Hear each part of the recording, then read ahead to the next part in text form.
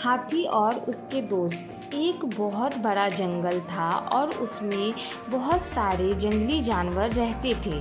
उस जंगल में एक हाथी ऐसा था जिसका कोई भी दोस्त नहीं था। वह अकेला हाथी दोस्तों की तलाश में जंगल में भटकता रहता था। एक बार हाथी को कुछ खरगोश मिले।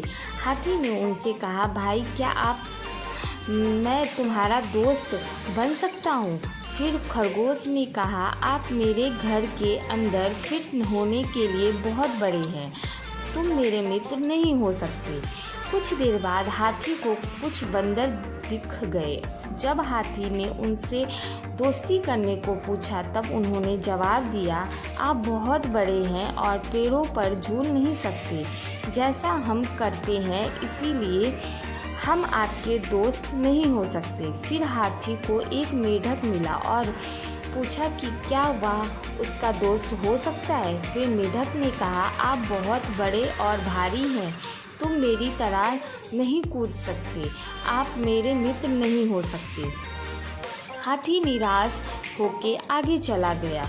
वहाँ उसकी कुछ लोमड़ियों से मुलाकात हो गई और उसे वहाँ भी एक ही जवाब मिला कि वह बहुत बड़ा है। अगले दिन हाथी ने देखा कि जंगल के सभी जानवर डर के मारे भाग रहे थे।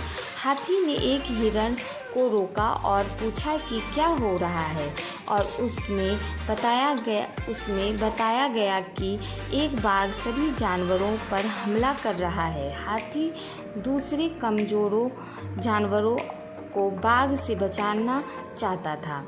वह जल्दी से बाघ के पास गया और बोला, आप मेरे दोस्तों को अकेला छोड़ दो, इन्हें ना खाएं, हम इस जंगल में मिलजुल कर रहते हैं। बाघ ने उसकी बात नहीं सुनी और हाथी को अपने रास्ते से हट जाने को कहा।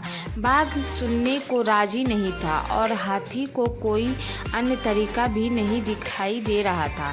फिर हाथी ने बाघ को जोर से लात मार दी और बाघ डर के मारे वहाँ से भाग गया। हाथी ने अपनी बहादुरी से बाघ को भगा दिया। यह देखकर सभी जानवर एकजुट हो गए और उसमें दोस्त बन गए।